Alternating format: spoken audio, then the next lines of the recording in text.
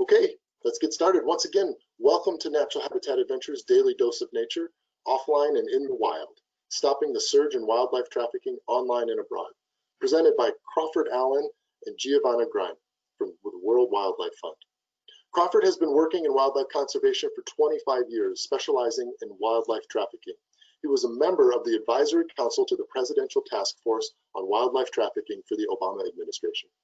Giavanna has been with WWF for close to 7 years and works with Crawford and team on wildlife trade issues, working closely with private sector partners to address wildlife trafficking online. We are honored to have both of you with us today. Thank you very much for taking the time, and I will hand it over to you. Okay, thank you, and thank you for joining us today to hear about our work of WWF in fighting wildlife trafficking. I'm Crawford Allan. I'm going to introduce you to some of the current challenges faced by wildlife due to the major criminal profits that can be made, unfortunately, in trafficking live wildlife and their products. As we're kindly hosted here by Natural Habitat Adventures, I will provide some context on what the international traveler needs to consider, just to make sure you're not inadvertently contributing to illegal wildlife trade.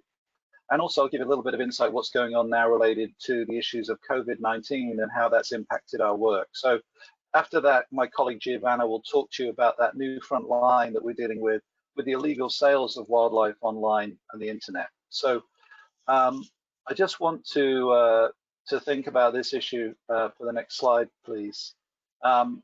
If, like me, you're not traveling right now due to the pandemic, you might be going through some of your past photos or videos of your past trips like I'm doing, and recalling some of the amazing times you might have spent, like me, in the field here working in conservation. This image, to me, brings back such powerful memories of sitting out all night at the waterhole in the Etosha National Park in Namibia.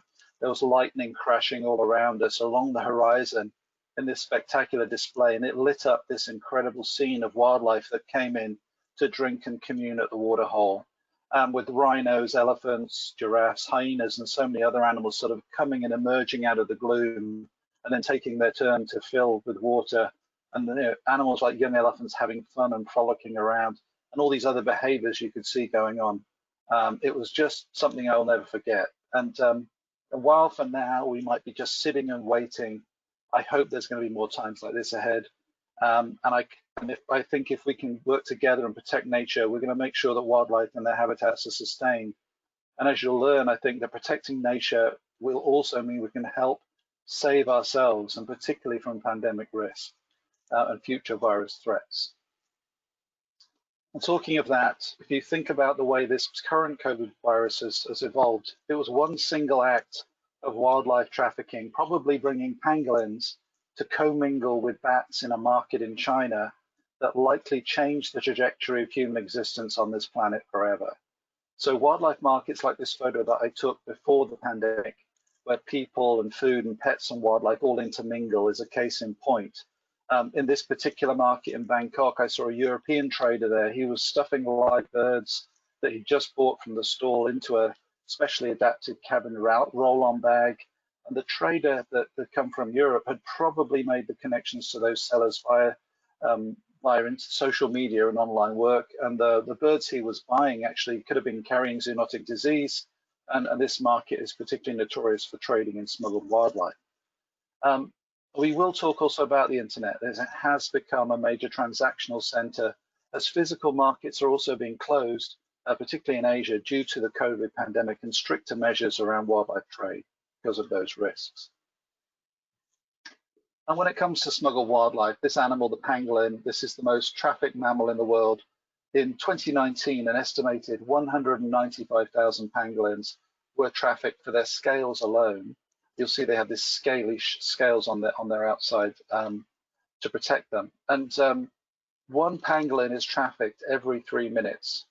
That's despite the both international and national protections for all of the 8 species in Africa and Asia. Pangolins may have been one of the intermediary host species that transferred COVID-19 to humans, but prior to the pandemic, they were hardly even known, and nobody really has seen many of these incredible creatures in the wild because they're so elusive. And you may wonder why are they being poached? Why are they in so much demand? Well, They demand particularly now for their scales, which is used in traditional Asian medicine and these folklore remedies. Their meat also is served as a very expensive luxury dish in restaurants in some Asian countries. And what they do is they will smuggle the pangolins live from the wild into the marketplace and then to the restaurant, and that keeps them fresh. And unfortunately, obviously, that keeping them alive as well is increasing the risk of a virus transmission. And that's typically how illegal wildlife trade works. Their skins also are used, and they can use like this example of a cowboy boot with pangolin leather skin on it. But as a result of the major devastation of the populations of pangolins and this massive trade to Asia and this COVID-19 link, pangolins are now gaining a lot of attention. And WWF and its partner trade organization, TRAFFIC, have really had to develop and adapt these multi-layered strategies to try and help protect pangolins, working with a wide range of partners internationally. So one of the poster childs of wildlife trafficking you may be familiar with is the rhino. But you know, the illegal wildlife trade is something to think about in the broader context of what it means, not just to individual species like pangolins or rhinos, but also to other wildlife populations. And it also really, as you've just heard, impacts human health, but also economic stability. It involves this trade in live animals, and it can range from anything from live birds and tiger cubs for pets, or it can be a staggering list of other products that can be used for food or medicine or fashion, status symbols or other uses. So rhinos, for example, are killed for their horns, which are believed to have a number of different properties in certain countries, like in Vietnam and in China, where they may be seen as a cancer cure, or they may be seen as a tonic or even a party drug. They fetch a lot of money for the horn in particular. And part of the money that trade contributes is overall the global trade is thought to be around annually about $23 billion in US dollars, which is quite a staggering profit that criminal groups are making. And these rhinos obviously have been some of the hardest hit. You see this chart here showing from 2007 to 2019 the rate of poaching just in South Africa alone. Obviously, there was a big peak in 2014, but this scale shows you the demand that's emerged for their horn. Now, thankfully, you'll see the bar chart is declining, and we're down to 594 were poached last year in South Africa, which is a great sign that the efforts and the conservation measures that are taking place are working. Although, unfortunately, I did hear from colleagues that in Kruger Park, South Africa, they did lose 7 rhinos last week, which is pretty tragic. Of course, elephants, I think, is probably the animal that most people are familiar with when it comes to thinking about wildlife crime, with poaching of elephants for their ivory tusks. And again, there's some good news here that the poaching has been declining since that peak in 2011, which was the worst time for elephants. But there are still concerns, and even with the 15,000 poached each year in Africa alone, that's really is pretty terrible for elephants. And I think if you're a seasoned traveler, you'll be familiar with an image like this, with ivory carvings or jewelry openly for sale, particularly in the past in many places internationally.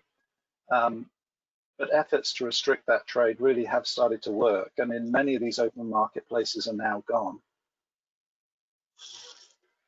But of course, when one door closes, another door opens, and typically much of the illegal ivory sales are now moving online with those closure of physical markets, and they're moving also to some of the more obscure, less lawless places in the world. You can still find ivory for sale openly, illegal ivory.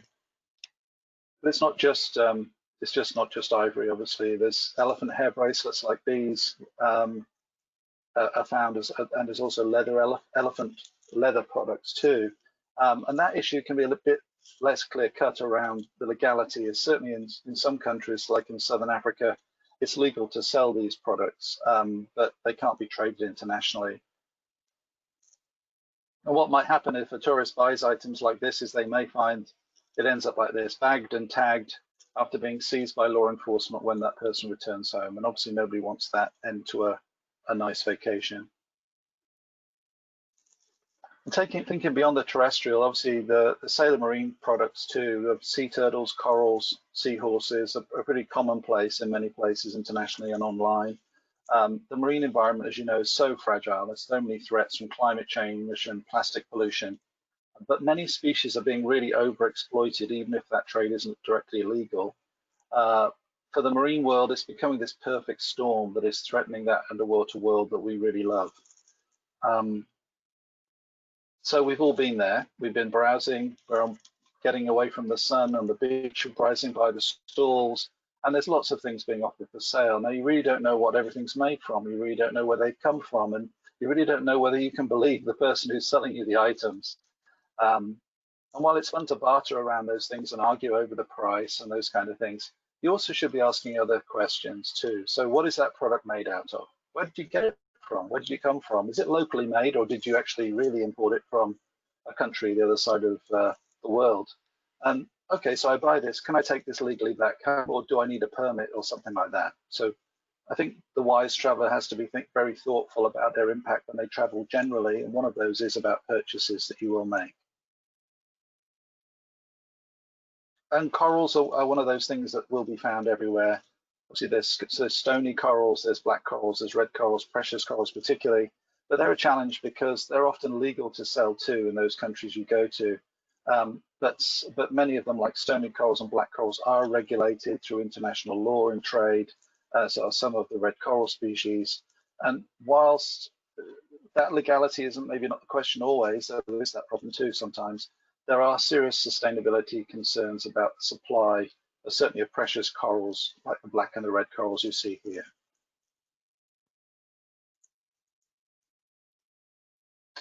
So one of my favorites when diving is hanging out with sea turtles, and there's no escape for sea turtles. The trade continues unabated, and in fact seems to have been increasing lately. And in 2019, our partner organization TRAFFIC, that specializes in wildlife trade monitoring, about 91,000 sea turtle eggs, 3,000 shells, and 1.7 tons of turtle meat were seized in 3 countries over the past 4 years. That's just 3 countries alone.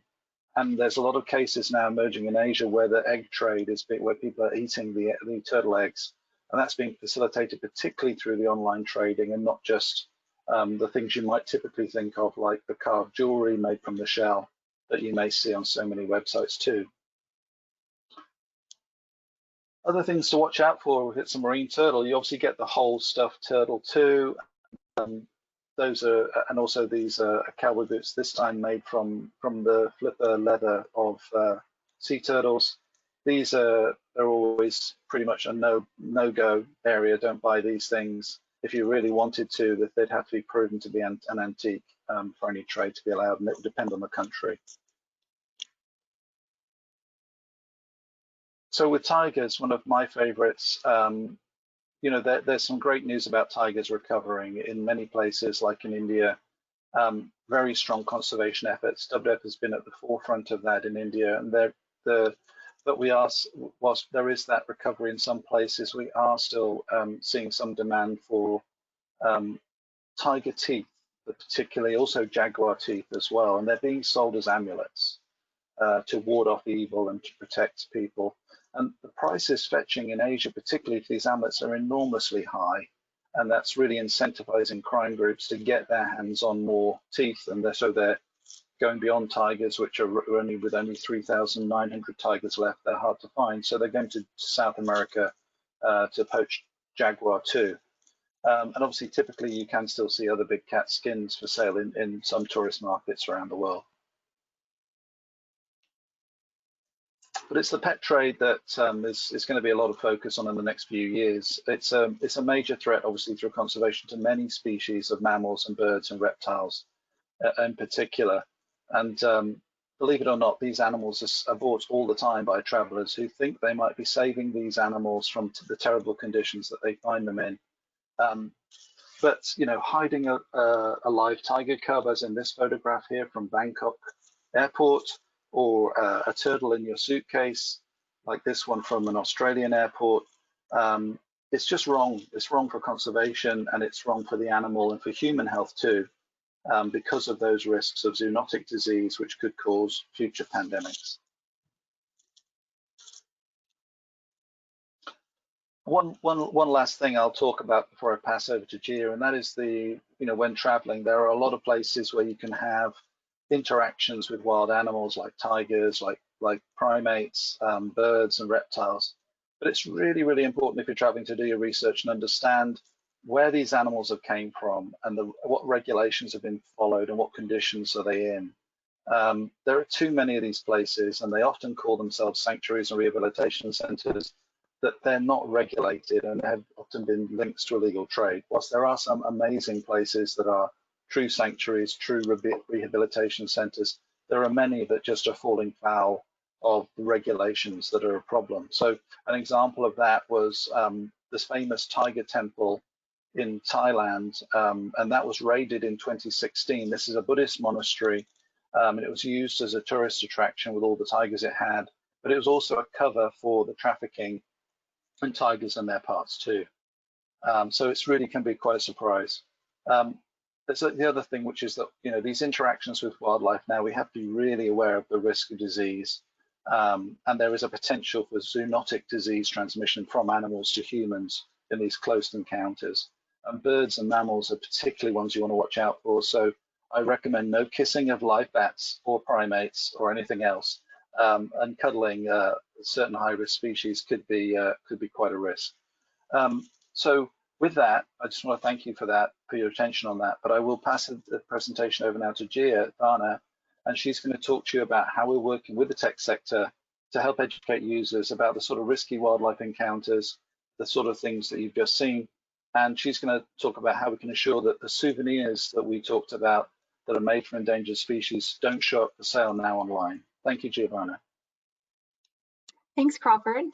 And as mentioned, with so many of us, in lockdown at home across the world, we've all been turning to our phones, not only to stay in touch and spread messages of hope, but to purchase every essential item we need, kind of like groceries and household items. This is also where we can find many of the illegal wildlife products that Crawford just shared with you all for sale online.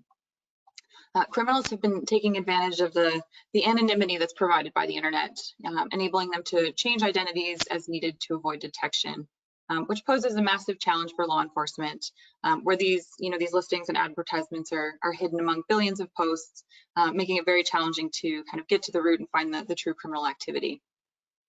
And so we first started this work looking at standard e-commerce platforms you might be familiar with, like eBay and Etsy, which are designed specifically for buying and selling.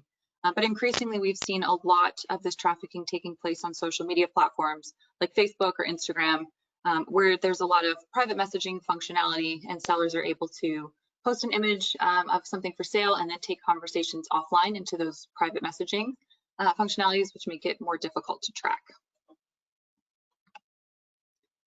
So in 2018, kind of understanding that this issue was just too big for law enforcement to tackle alone, WWF and partners TRAFFIC and IFAW launched the Coalition to End Wildlife Trafficking Online to unite the tech sector as a solution to this growing threat, acknowledging that with this trade happening on the platform, there was a really big role there for companies to take on. And we've since grown from 21 companies to 36 global companies, including our champion and founding company partners. You'll see like Google and Facebook, eBay, Alibaba, and Tencent, and now have representation kind of across the world with over 9 billion individual user accounts, kind of just connecting all of us globally. And so through the coalition, we have an interconnected approach, kind of acknowledging that there's not just one solution to such a massive issue. And so we start by harmonizing wildlife policies across the sector.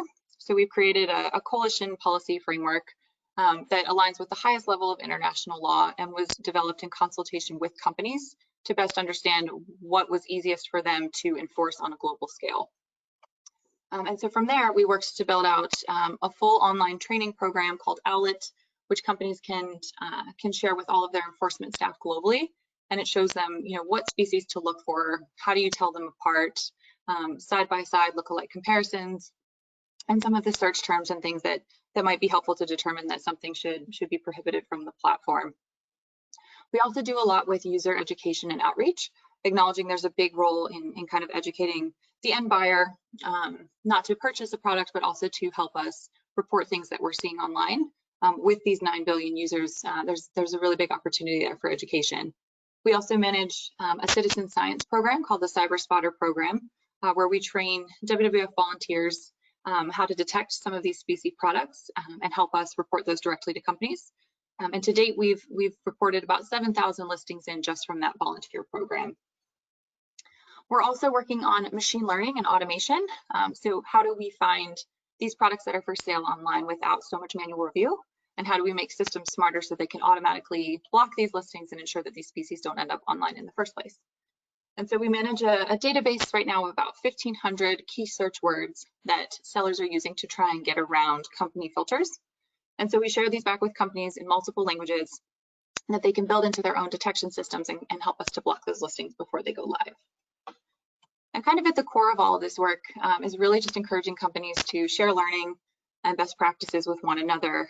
You know, as one company really cracks down, like eBay, who's been, you know, very active in this space for a long time, those, you know, sellers that are getting blocked are going to start going to other platforms. So eBay has been very great and vocal about sharing that learning to help us prevent sellers just moving from platform to platform. So to date, Coalition company partners have reported in that they have blocked or removed over 3.3 million listings that violated prohibited wildlife policies.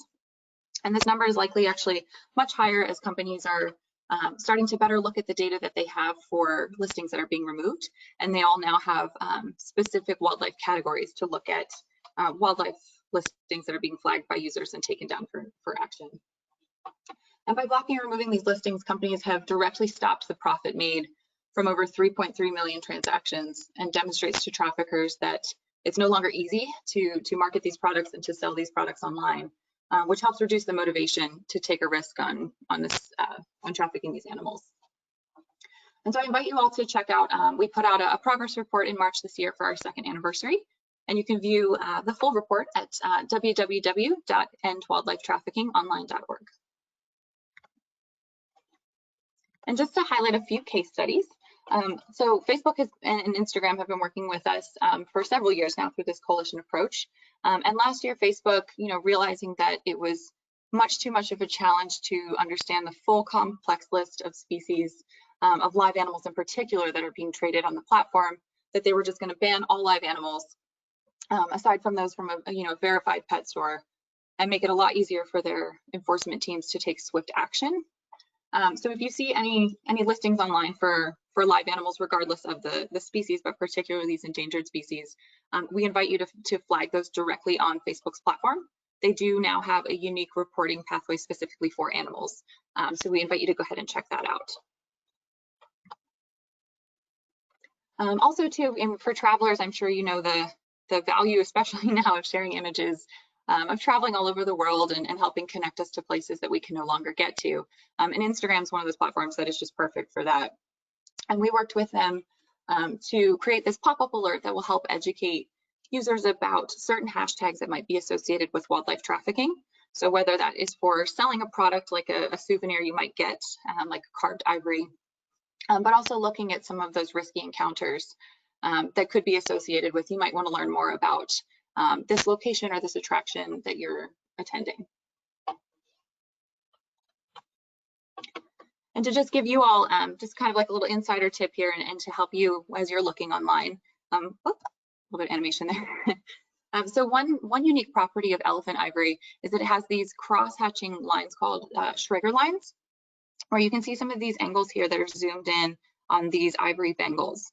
And so when something's being sold online in particular, and you're able to get a nice image, either over a rounded edge of the product or in a cross section, like at the base of a carving, if you can see these lines, it can confirm for you that it's likely from elephant or mammoth ivory.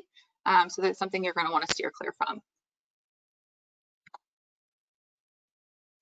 And if you're ready to just kind of help us in some of this work here, kind of as Crawford mentioned, just avoid buying these products when you're traveling and also when you're online.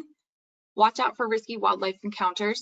Be sure to do your research when you're visiting these locations.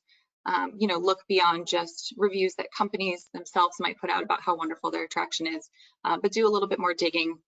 I think for you all who love traveling with NatHab, they'll be sure to steer you to those great attractions that aren't having a negative impact on wildlife.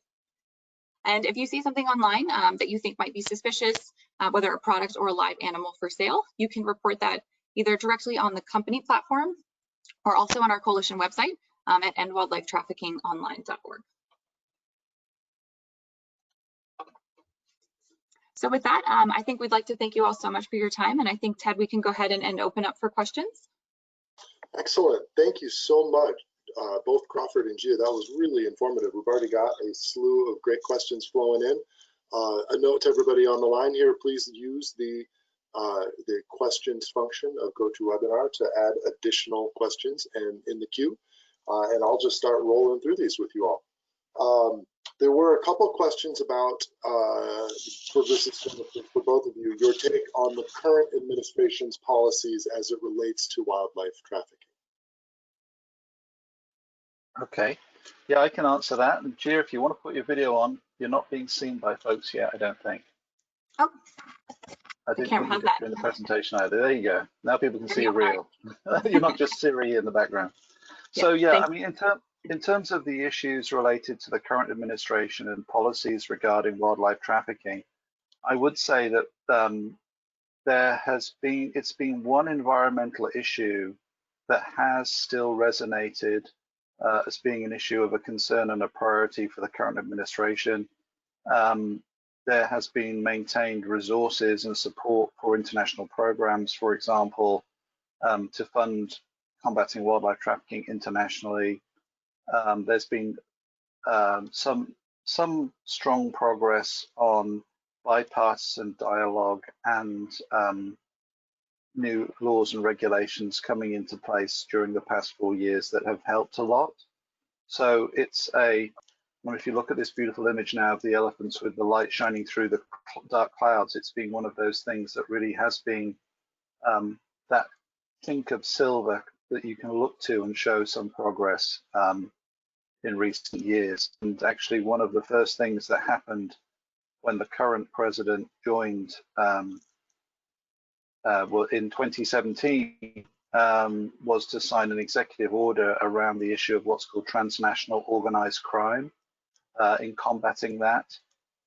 And we've been collaborating for many years with the Department of Justice and with others, and they realized the significance of this in terms of the linkages to transnational organized crime and the fact that many of these groups that traffic in guns and drugs and people are also trafficking in highly profitable wildlife. And so they actually listed wildlife as one of the top 4 priorities in that executive order in 2017 that needs to be dealt with in the context of transnational organized crime.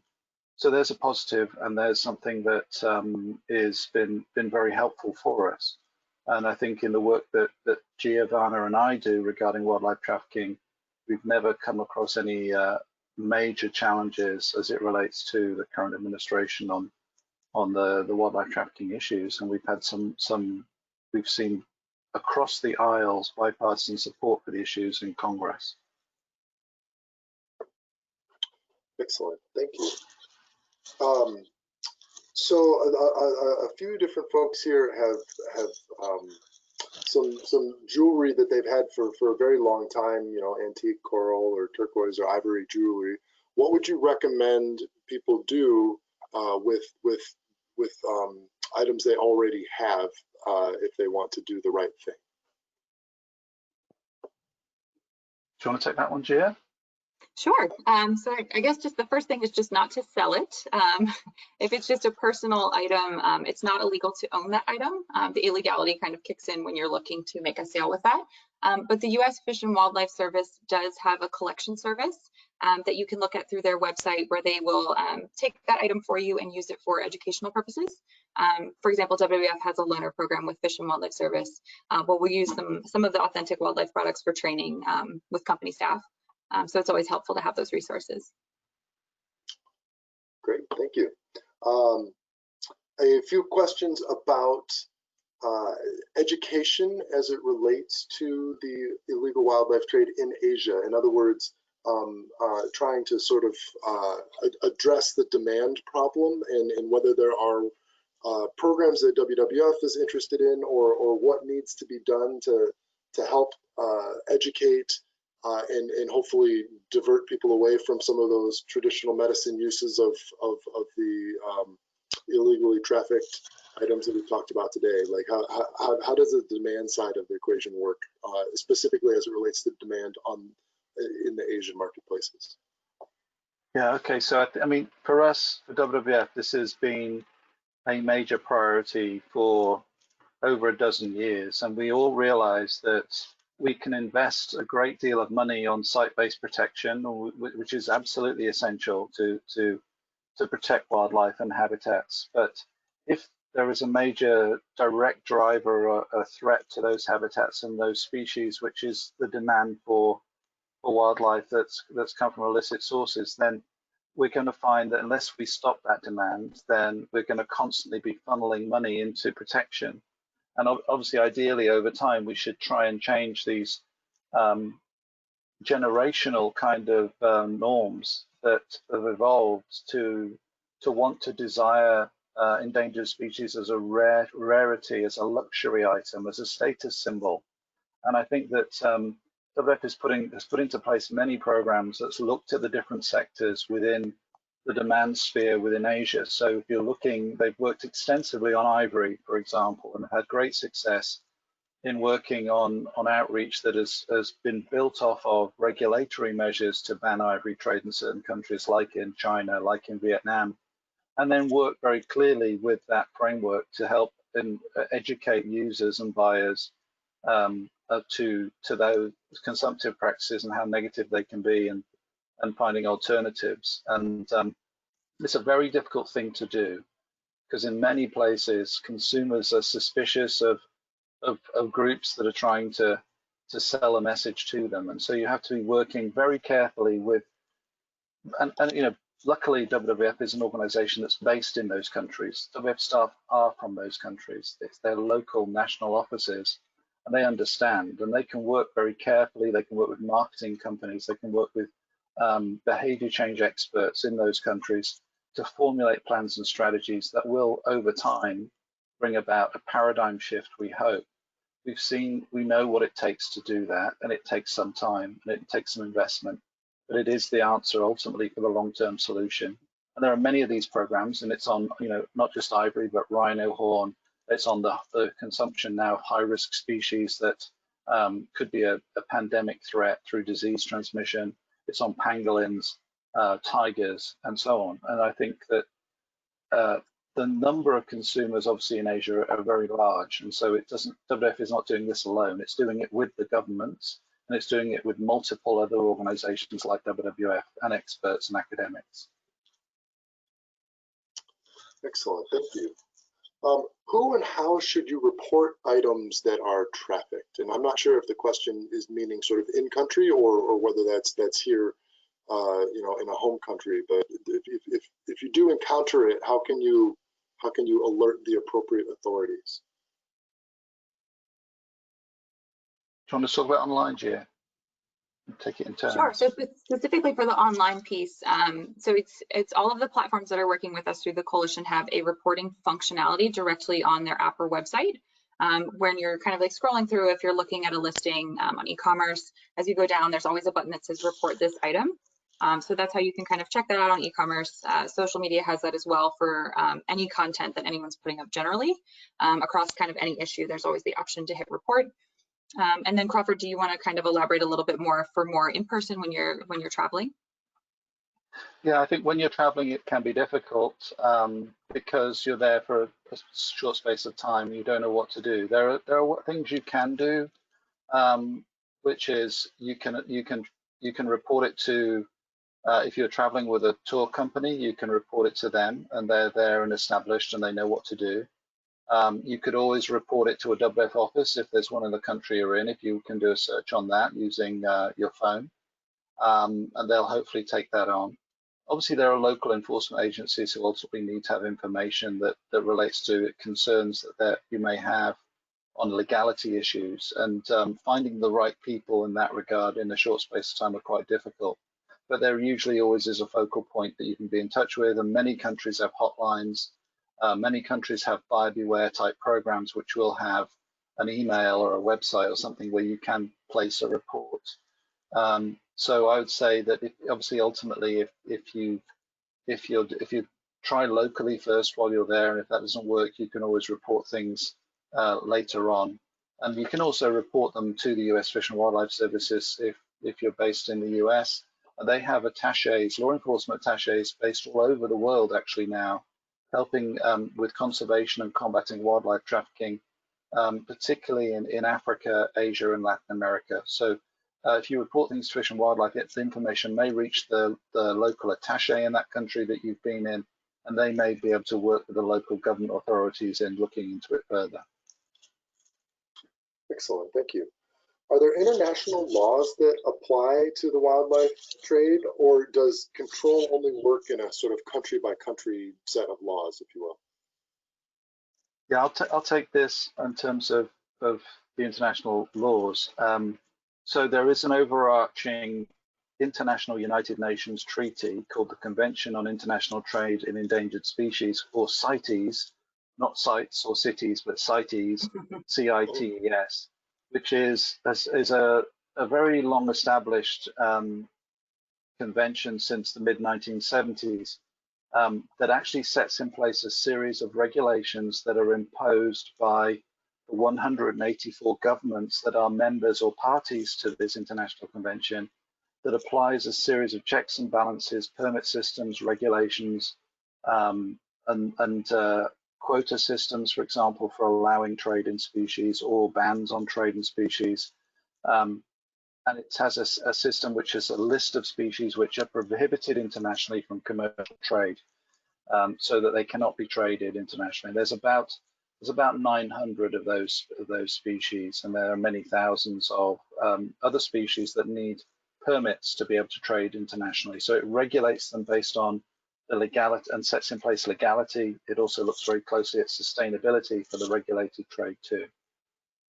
There's also a whole network, a whole patchwork of different laws and regulations as it relates to both local and national level laws for species that apply. And obviously the US has got a lot of laws that relate to the US, it's got laws that relate to international, and the US actually was the place where the CITES Convention was created, and in fact in many parts of the world they call CITES the Washington Convention because it was signed and sealed in Washington, DC. And two, I can add in from the online perspective as well. So companies are also following this international piece of law through CITES, kind of acknowledging that companies don't just operate within one country particularly, or even one region, that they're very global. So for them, it makes the most sense to kind of roll up into this international law.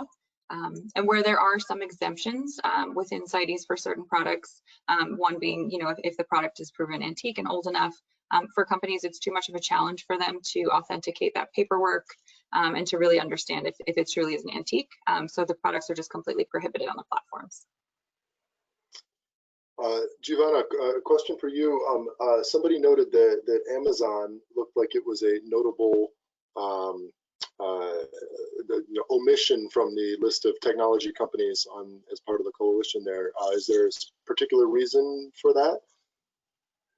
That's a good question. We have some companies that we are working with behind the scenes, and they're maybe not ready yet to kind of make the public commitment that they're working in this space. They want to be able to show progress first before they publicly communicate about that. There are some other companies where they don't necessarily feel that wildlife is enough of a priority yet for them to allocate the resources to this work.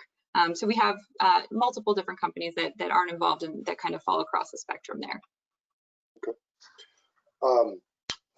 How has the COVID pandemic affected illegal wildlife trade, with visitors no longer traveling and purchasing illegal goods? Have we seen any sort of reductions, or has it gotten worse in other ways? Yeah, so the COVID-19 pandemic has had a lot of different impacts in different ways in terms of wildlife conservation, and of course, ultimately for this sector and the travel sector, it's the main concern is obviously the tourist dollars that would be spent that hold up so many local communities that invest in the local economies of many countries where wildlife is at the heart of that economy are being devastated in many places, and they're losing revenue massively because of this, and tourists not traveling. And so that has been a massive concern, and it is causing some issues where people are concerned that because there isn't enough money on the ground, it's going to mean that protection will slip, that people may resort to poaching to make ends meet, where they were formerly working in tourism or whatever it might be. So, or habitat destruction or whatever, whatever it might happen. So there are a lot of things happening there. There's a lot of things that WWF and many other organizations are doing to try and help bolster support and revenue and resources for those communities that are the hardest hit. And there'll be more information coming from WWF about that pretty soon. Other things around COVID are that in some places there's been a real mixed series of results around how it's affected poaching of wildlife. In some places we're seeing that if parks are closed down, parks where there's a lot of access, that actually has been, sometimes it's those that go and pose as tourists and travel to those parks who are actually poachers. There's been less poaching in some places where the parks have been closed down. In others, there's been more poaching because there's been less patrolling and less rangers. Rangers have been getting sick, for example, government rangers, and there's been less resources applied to protect the sites. There's been an increase in poaching. That's been the case, for example, in India, and WWF India and Trafficked India just put out a report about that, which you can find on our websites, which tells the story about what's going on in India and how COVID's increased poaching for a whole range of different socioeconomic and criminal factors, and also based on the fact that people are also being sick or they're having to look after sick relatives. Okay. You all mentioned that the WWF has volunteers who help look for trafficking online to help monitor and catch it. A couple people have asked about more information about that program. Can you direct us to the appropriate place if people want to get involved? Absolutely, sure. So we can share around a direct link to our CyberSpotter program, but the program is kind of a smaller exclusive program run through our Panda Ambassador program. So that's where you can kind of sign up and submit an application to join us formally and kind of receive that detailed training and kind of just go on through different rounds with us, helping us look for products online. So that's kind of the more formalized approach that we can share a link out, I hope, Ted, after this. And also, if you're looking to kind of help with that work without maybe as much of a time commitment, we do have information on our website and wildlifetraffickingonline.org, where you can kind of see more examples of some of the products Crawford walked you through, and then help report those directly through our platform. So it's kind of a less time commitment version of that program. And related to that, one person asked here whether there are like specific code words or other ways to identify specific products that people use online, so that understanding that somebody doesn't just say, hey, I got pangolin for sale. Well, is there a list of things that people can look out for? There is, yes. So pangolin's a great example of one. We often see leather products being sold as scaly anteater. So we do have a list of close to 1,500 of these key search words in multiple languages that we hold internally, kind of for purposes of not showing our deck to criminals who might want to know what we're specifically blocking for. But we do provide that information for our cyber spotters through our training materials, as well as kind of include some general information on our website for some of the more common search words. So for elephant ivory, a really common one we see is carved ivory or carved bone. Okay.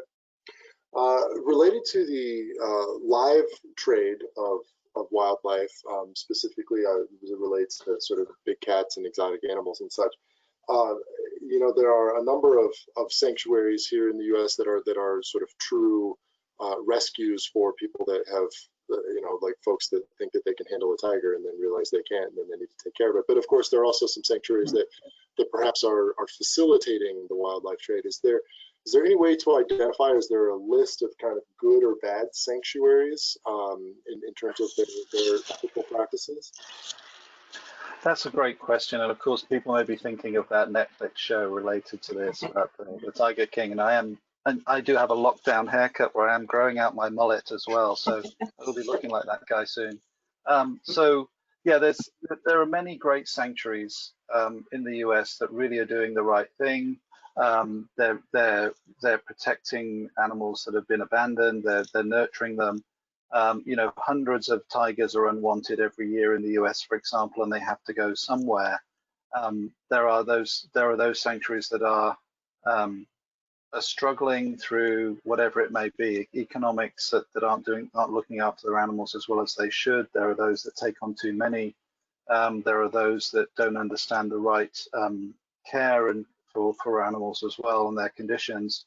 And some of them are perhaps doing things for the wrong reasons and are allowing too much human interaction in very unnatural ways and ridiculous situations that just don't make sense for those animals. And I think that in terms of finding out the difference, I think it is very difficult because there is no one-stop shop to go to that will say which sanctuary is a really good one, and it's not something that WWF's in a position to do, because a lot of the issues related to this are not necessarily conservation issues. They're about animal welfare and so on. And we believe that, you know, certainly in the case of captive tigers, that no individuals should hold tigers in captivity. They should only be with certified zoos and aquaria that under the AZA, for example, that can manage things like tigers effectively. And so I think the best thing is to check with the AZA, the American Zoo and Aquarium Association. They are a very reliable and trusted source, and they certify facilities based on certain criteria that they have very good standards. So that would be the place to go to check with them. Okay, thank you for that. Are hunting trophies considered trafficking? Hunting trophies are generally not considered to be wildlife trafficking because the premise of hunting trophy is that it is acquired legally with the support of the local community where the trophy was hunted and with government permissions and the correct permits with society's listed species, for example, and that the funding from that trophy is invested back into conservation and into the community. However, that is an ideal, and that doesn't always work that way. And as you've seen with some previous situations that have been highly controversial, like the Cecil the lion case, where actually animals are, there are some rogue trophy hunting operations where they will be involved in taking animals illegally, not following the correct procedures of permitting, and the revenues don't go back into conservation and they go out of the country. So it's one of those things that generally, if done the right way, trophy trade is not deemed to be an illicit trade. It's not deemed to be a commercial trade in terms of the international regulations called CITES. It's meant to be for non-commercial purposes where it's a personal trophy that the hunter takes home with them afterwards, and it's therefore regulated and permitted. Okay.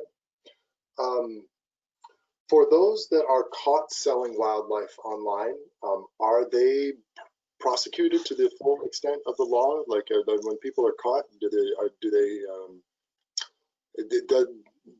does the legal follow-up that can happen, is that happening to the level that you all are pleased with?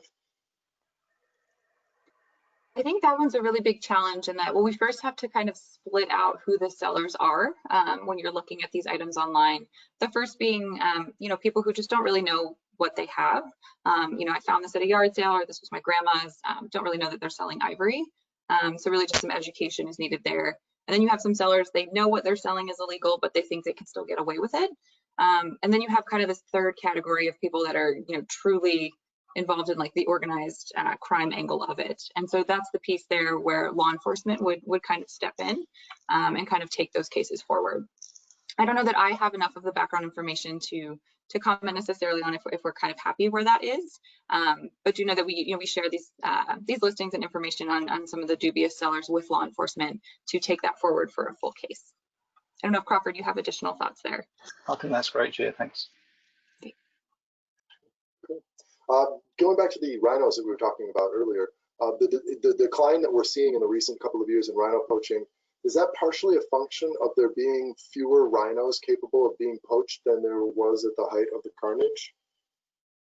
I think that's a really good question, but I think that's not necessarily the case but yet in South Africa. It is a case of less known poaching in South Africa based on probably conservation measures and on a whole series of enforcement measures and massive investment of hundreds of millions of dollars to protect those rhinos. So there's been very strong effort to stop that poaching. Now, the question, of course, is are there other sources for those rhinos that are taking place in sort of softer targets? And there has been increasing rhino poaching in other countries as well over recent years. So Namibia was hit for a while, Botswana's being hit a bit now, and so it does change. And I think that it's not necessarily about overall negative population growth within the rhino populations in South Africa. It's more, there are also stockpiles of rhino horn that were then permitted to be sold and traded within South Africa. And what the dynamic that means, I'm really not sure. I think that's too soon to tell. Okay. One person asks, which countries in Africa are the best to travel to support cutting down on poaching and trafficking? In other words, is making a choice in your tourism destination, your travel safari destination, are there certain countries that need more assistance than others, and does traveling there help that fight? Well, I think that's a really good question about and I think there are many countries where they're desperately trying to get this right. They've got an unprecedented levels of poaching in some cases that they've not seen before.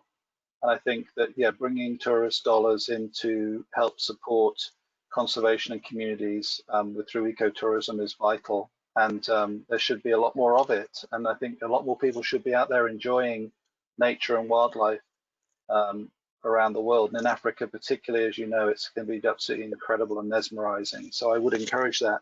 And in terms of certain countries, there are many countries which are very well suited for doing great things that need support. I mean, WWF works particularly closely in Namibia, and it's a country that I've been to several times and absolutely adore. And I would recommend anybody to go to Namibia. Certainly, I think there are many countries that have been doing very concerted efforts of conservation that need support. I mean, Tanzania has struggled for a very long time, and there's been some problems in the past of corruption. There's been problems of massive loss and decline of animals, but certainly these things are recovering in some places, and things seem to be getting better. But then there's other issues to bear in mind about that country that you need to concern yourself with. Around its, how it treats and freedom of NGOs and that kind of thing, of non-government organizations. So I think there's a whole mixed bag of things here, and many countries are doing a lot. Botswana is obviously a great place to go. They're doing a lot of conservation and working very hard at that. So I would say it's up to you. I think there's a whole series of issues here that need to bear in mind about the pros and cons of one particular country over another. Zambia is another country that might be worth looking at too, if you like the road less well traveled, perhaps sometimes. Excellent. Well, I'd like to close with one final question, which I thought was hopefully will leave us in a hopeful direction. Do you see, or do you have any hope for this ending someday? Well, Crawford, do you want to start, or would you like me to? You start on the online, and I'll think what my answer is. Sure, I'll start online. Happy to. I can say with the online work, so I've been working on this for about 5 years now.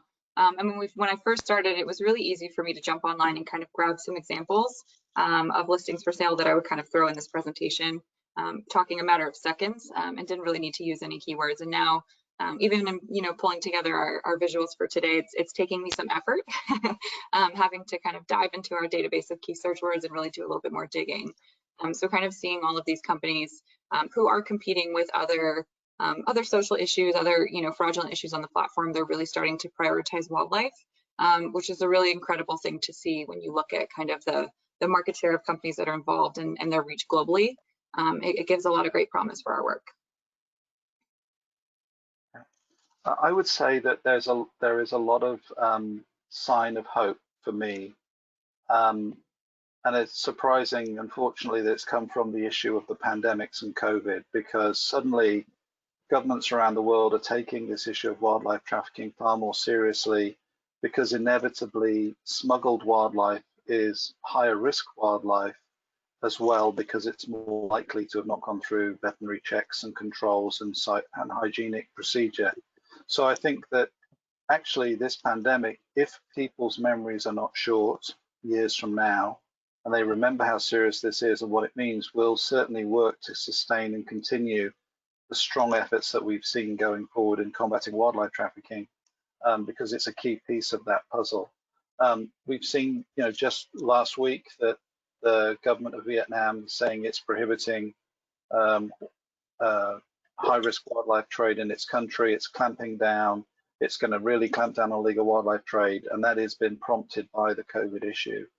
Vietnam has been one of the worst countries, I would say, and I will take that they've been one of the worst countries for wildlife trafficking internationally in terms of ivory and rhino horn and tiger and pangolins. And so for them to step up and make this massive change really is a game changer, and it fills me with a lot of hope. And I think it will also send out a message to many other countries. Obviously, China has really restricted the trade in wildlife too now as a result of this. So I do think this will make a massive difference. But I do also think over in recent years, we have seen some very positive signs of change. We've seen declining poaching of elephants and rhinos in some places. We've seen growth of populations like the tigers, and we've seen enormous levels of investment in financing and resources to stop wildlife trafficking. And that, to be frank, the US government has been at the forefront of that, which has been very welcome. And so I do think there's a lot to look forward to. But I would go back to the point that came up earlier with the question around behavior change. It will all be for naught unless we can change things over time in the way people think about their relationship with nature, and the way that they think about the preservation of species, and the fact that there is this massive interconnectedness between nature, between human economy and human health, and that we all need to survive together on the planet. And I think that we will hopefully get there. We have to. So the fact that we've got so many people on this call today is a sign there are those out there that feel like they want to be part of that solution. So that's it. Thank you. Well, I can't think of a better place to wrap this up. So I just want to take a moment to say thank you both to Crawford and to Giavanna. What a fantastic presentation. I've received quite a few comments of gratitude from folks who have really enjoyed what they've learned here today.